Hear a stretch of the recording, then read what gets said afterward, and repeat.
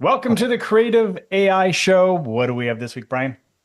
Hey Rosh, happy to be here. We are two creative guys talking AI, and I want to talk about how impressed I was with the Google Labs AI, palette, everything across the board. Had some really big wins this weekend with it, and one that I wasn't expecting, which is in its image creation. Hmm. I'm ready to rank it number one right now in image creation. Yeah, no, it's really good, isn't it?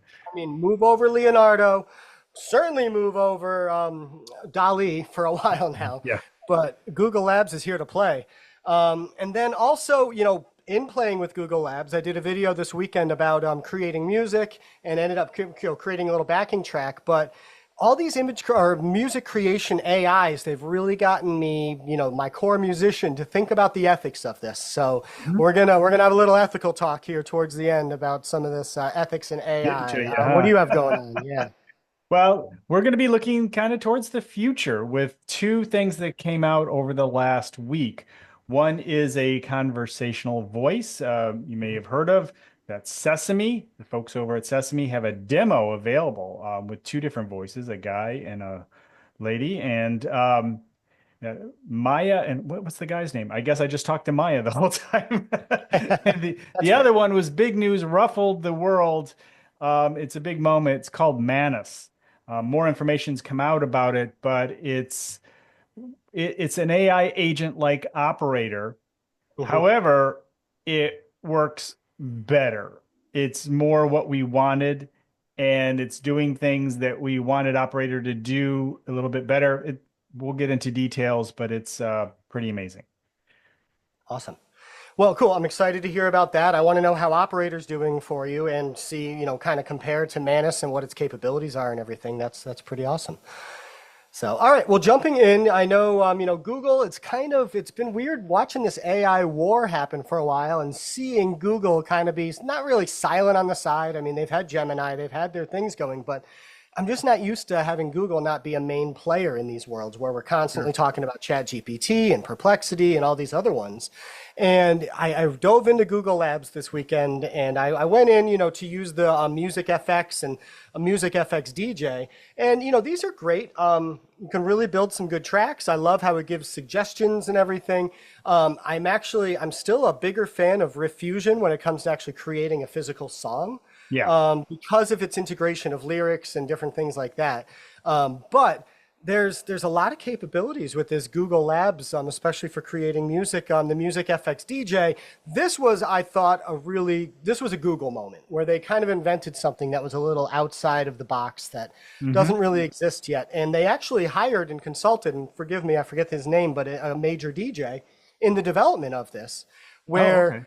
yeah, so he was, they kind of wanted to extrapolate his workflow in his head of how it is he builds tracks and instruments and brings things in and makes them all work together. And they kind of train this AI around a DJ's brain. And what's really cool about this is you can add any prompt of any sort of instrument, emotion, or a genre of music, anything like that, and you don't have to be a music expert. You can just, if you want loud guitars, you literally write loud guitars. If you want a detuned instrument or something that sounds weird, you just type it in and it's smart enough to figure out what that is. Obviously, you can't put in band names or anything copyrighted like that to try to, rip off a sound directly. But that doesn't mean you can't hop into another LLM and say, hey, I'm trying to create music in the style of Pearl Jam. Give me 10 descriptors. And then you can go and, go into Music FX DJ and pop them in. But yeah, it's just a very outside of the box kind of tool that, I could think of fun ways of like, imagine being at a house party and you hear music that's happening, and what's nice about this music is that it doesn't really have lyrics. It's kind of just sets a mood. Whereas, when you're at a house party, you don't necessarily want, songs with lyrics and stuff, especially in the beginning of the Sure. party or anything. And imagine just having a computer open in the corner of the room where you could just walk in and add any sort of instrument or mood or feel and move a few toggle bars and all of a sudden just change the music at the party slightly around whatever mood or whatever you're feeling. I mean, this could be good or bad depending on who's in control, Right. but it was just a revolutionary way of creating music. And I thought that was like just, how cool, how fun. And then being the musician, the fact that you could choose what key it's in, I was then able to create a little backing track and have some things to jam along with. And a guitar officially came off the wall for the first time in our show. They're not here, just here for show. I played a little bit, Yeah, I as saw good or that. I bad saw as you that might jamming have in your been. video. As good or bad as that might have been, but I invite our listening crowd to pop on over to our YouTube channel and see some of the things we've been up to in between shows. But to now to kind of switch gears over to its image creation, this is where I was really, really blown away by its detail and all of the classic things that we look for that don't Right. really do too well. Hands, the kind of details that you're looking for were all there. They were really, really good. I did a funny one where I was like, I want a turtle made of potato chips in a pond of guacamole. And I tell you, it looks like it could have been, a project, a photograph taken on my table. It was that real Yeah. of something that I put together. So then I went through some of the stuff, some of the music videos I've been creating, and some of the spots where even Grok is starting to fail me, where I'm not getting the imagery that I want. And Google right now is 10 for 10 on creating images for me. I'm able to use every one that comes out. It's And pretty then, good. You have to watch out for one thing, and that's well, copyright. Because I created some images, getting the idea of where it was trained. yeah. Outcome, one of the characters was Yoda, and Huh. I did it again as Okay. Yoda again. And so Hmm. I was like, okay, well, let's be careful here. But yes, Yeah. it Okay. is Well, that's good that's good good. stuff.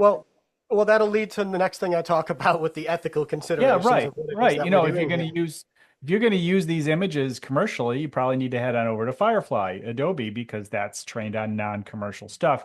But it was Right. very obvious that Google is probably trained on everything. It's trained on all Yes. the Well, stuff yeah. in Google, I including it. mean, if you do a Google search, click image, you have Yeah. just infinite amounts of images available. So, but yeah, obviously its training model is fantastic, but it was really able to respond to the prompts. So what I'd found where I'd struggled a bit sometimes with prompt to image is that the longer the prompts get, the more likely a lot of these AIs are to skip some details Hmm. and kind of get to the meat and potatoes and decide where it wants to be really good or not.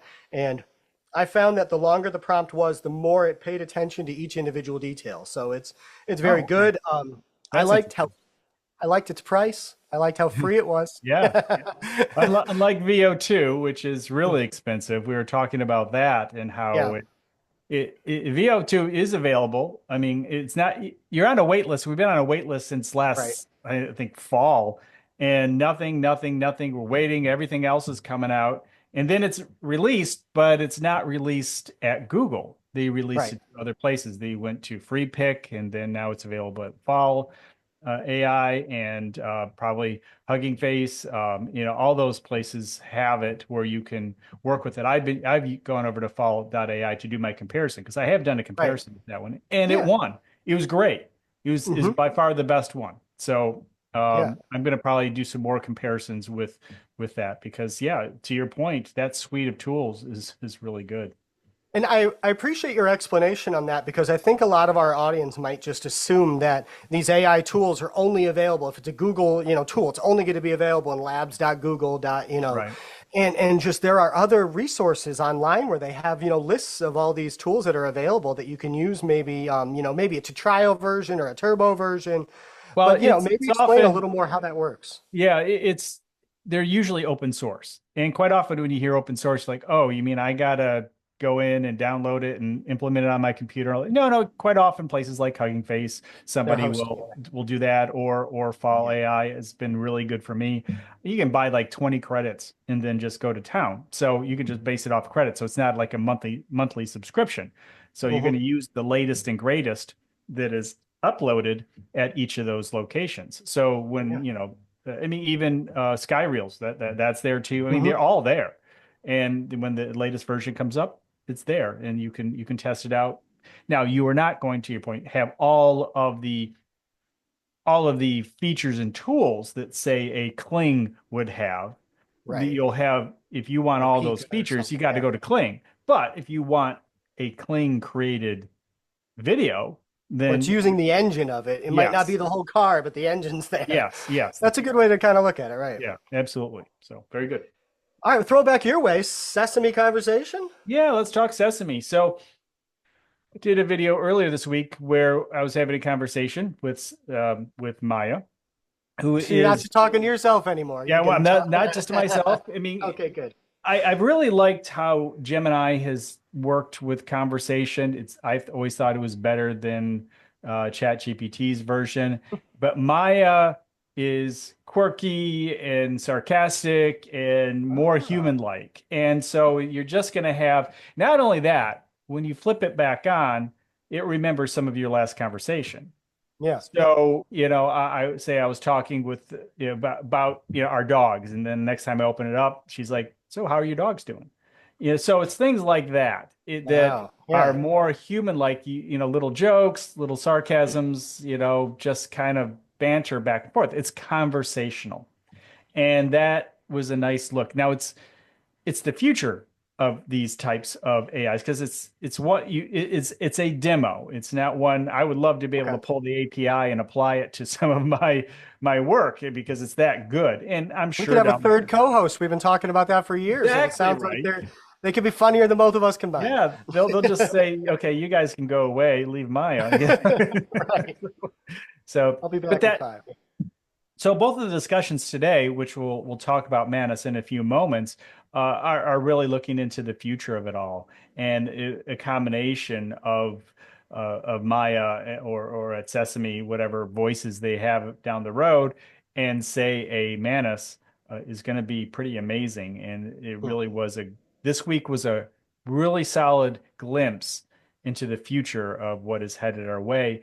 And in all sincerity, I'm looking forward to your conversation because it scared me even more. Yeah, yeah, there's a lot of heavier stuff going on, and especially, it was tough. I appreciate you giving me, suggestions for different things to do on the videos. And, I had been a little reluctant to use some of these AIs to create music stuff and a little reluctant maybe to I give call that you out on information this, out. man, because we've been working with writing and photography and video, I but when it know. comes to music, oh, now I there's a big know. ethical problem. I know, says the photographer holding his old film camera in the corner, petting it. But yeah, exactly. This is, I'm not a writer. Well, I'm a lyric writer, so that I've had this issue ethically for a little bit Yeah. because is it tempting to pop over to ChatGPT and be like, hey, I've got 2 verses and a chorus, maybe give me some ideas for the bridge? Yeah. And, it's tempting to do that. And maybe just for idea's sake, Hmm. maybe, but I will never just go and copy paste from, its output and be like, well, here's the bridge. It sounds Yeah. great. But that's where, to my core ethics, that's what I've got to speak to. And I wanted to take a second to, just communicate with our audience. And we do appreciate our audience. It's been growing and we've been getting good feedback and good Hmm. comments. That'd been great. Um, yeah, and we are people who before AI existed worked at our craft for years of different things that we did, and we've realized the capabilities of these tools. And with that, it's not just carte blanche that you can go and do whatever you want to with these. It was a perfect reminder that you just gave me moments ago about Google and what it's trained on with these images, and that you can easily get into that copyright world Yeah. without thinking about it. And it's Grok outputs an image and it'll put the little Grok symbol in the lower right corner. But how easy is it to crop that out? Right. Yeah, Absolutely. there's ways, there's workarounds to do this and then just publish something and claim it's your work. So, a lot of the social media platforms, Instagram in particular, they have, that this was made with AI, a little checkbox that you could put in there just so that way you're forthcoming about it. And myself personally, when I've put up videos and stuff that I've been working on with my band, I'll put a little note in the bottom, be like, hey, listen, we have no budget. We're doing this with AI. If this didn't exist, we would have had nothing. So just enjoy the imagery and go listen to the music, call it a day. But, I appreciate getting a glimpse into some, extra thing and little, announcement to the crowd, but we're working on some webinars and some good Yeah. information. And Rosh, you did an initial one talking about the AI director and Right. that job title that's going to exist and that's starting to exist. And Absolutely. actually, the statistics are showing that there's been a marked increase in the quantity of job listings that require AI competency or are AI, you have to be AI proficient, while the totality of job postings has gone down. Hmm. So, they're moving in opposite directions. And so this is what people need.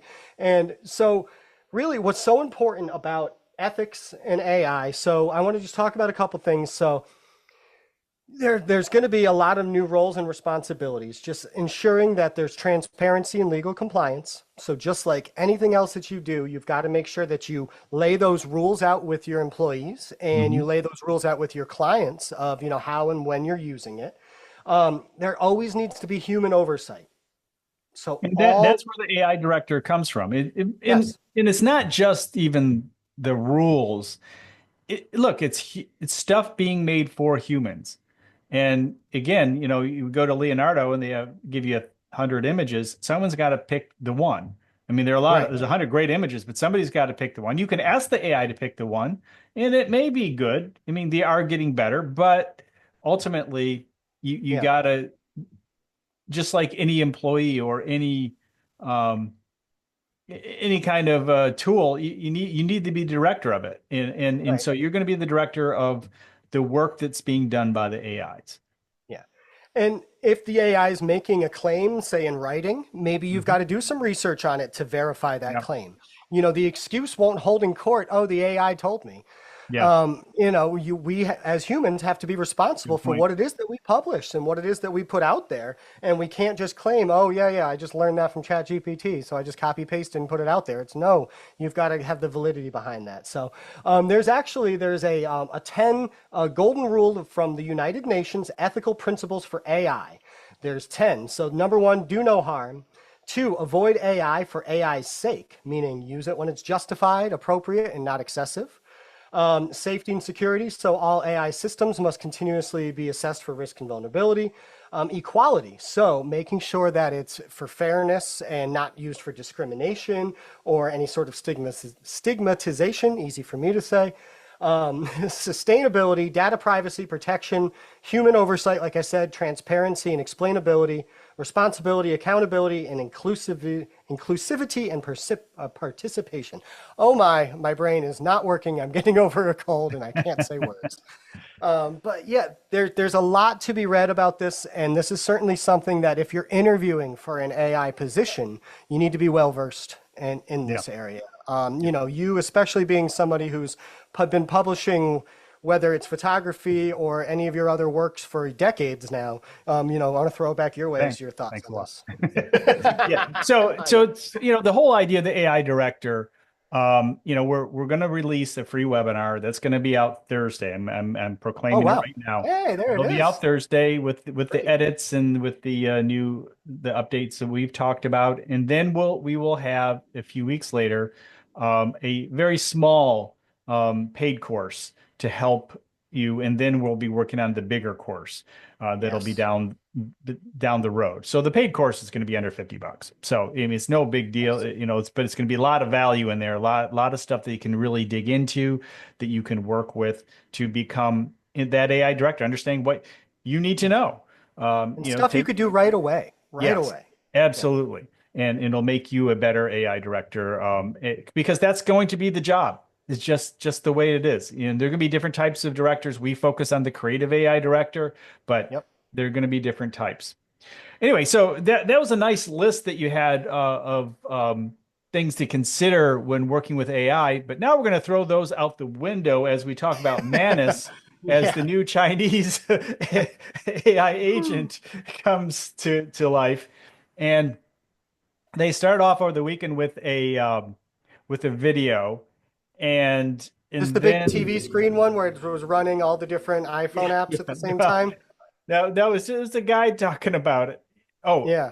but yeah, he was talking about it, and then they started offering, I guess, invitations to use it. I'm on the list. I think I'm number 1,562,000. So I'm a long way away from probably getting access, but I really want access because I did look and see what other people were doing.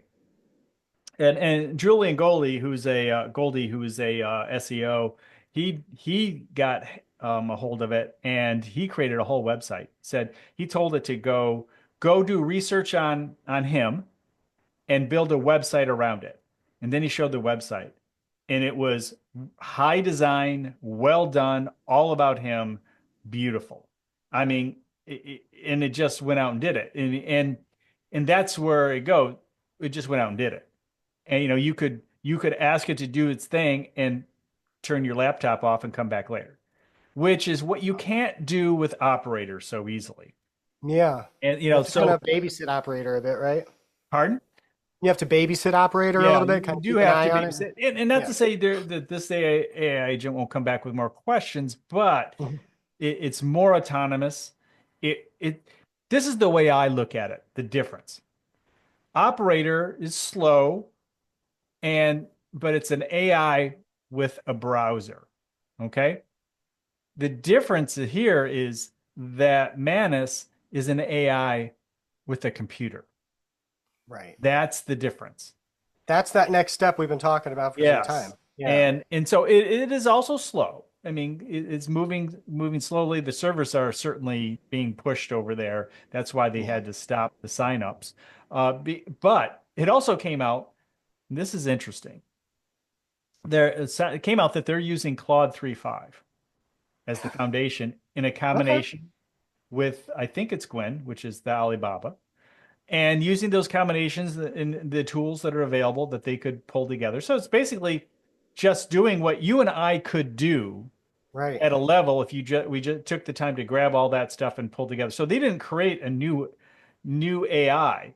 They just pulled it all together, which all of us can do, and created something very interesting. Huh. And so that's the way it looks right now. I say But we do it, and we're going to call it Brosh. yeah,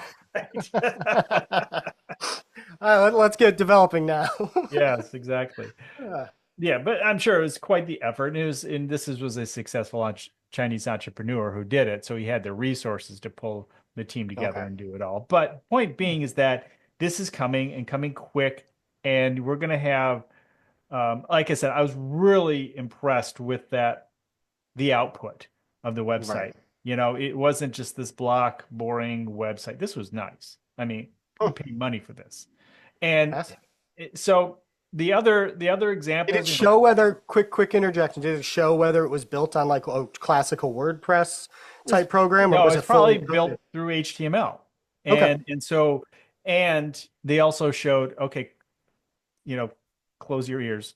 They showed it running 25 social media sites all at the same time. Yeah, I saw that part. Yeah, Uh, he saw that, but yeah. But believe me, SEO and all that other stuff is still, yeah, we create on-site content with people, and that's not going to get replicated anytime yes, soon. that So the that's exactly, where we're, yep, photography on site, things like that for now, yep, until the robots do it. yep. We're fortunately, but the point being is anything you can do on the computer, on the web, all that stuff is really going quick. But again, back to the AI director, the creative AI director, you deciding, what do you need to hire a photographer for this because it is on site somewhere? Mhm. What is the AI going to do? Who's going to do what? So it's kind of like the traditional creative director, except a good portion, 80, 90% of it will still be um, deciding, okay, yes, I want the AI to do these certain things, but you need to know why. You have to Mhm. have the why. Why does your client, or your boss need this? The audience, why would they be interested in this? And really pull the pieces together, connect the dots for the AI and have a reason because you get to the point where it's almost like, okay, you're at the point where you can create anything you could possibly want, which makes it harder to decide what you want. Yeah. So someone needs to be the decision maker. You could create a billion websites and they are all amazing. Great. Which Which one? one? Right. It's like having a Nintendo growing up, having four games, and we were happy, and now I have an emulator, and I have every Nintendo game, and I don't know which one to play. Exactly. So more choices, like going to that restaurant Yep. with everything under the roof. Right. I like it when restaurants pare down their menu a little bit. That's Oh I yeah, always kind of those are prefer tend to that. be the Yeah. better restaurants too. Right. Yeah. Exactly. So, Yeah. No, I hope nobody at the Cheesecake Factory is listening. yes. All All right. right. Well, Well, I I think think we've covered that's our everything. bases. Yeah. Yeah. So please, everybody, if you're listening to this, if you're watching on YouTube, give us a like and subscribe. We are constantly delivering daily videos, not just, image to video. We're doing conversation pieces. We're talking about LLMs. We're talking about music creation. We're talking about AI tools that help creatives. And it's our job to make somebody be that much more deadly when it's time to go in for an interview for the job of creative AI director or anything like that. That's our job right now. It's our mission. And, we're two creative guys talking AI. Talk to you next week.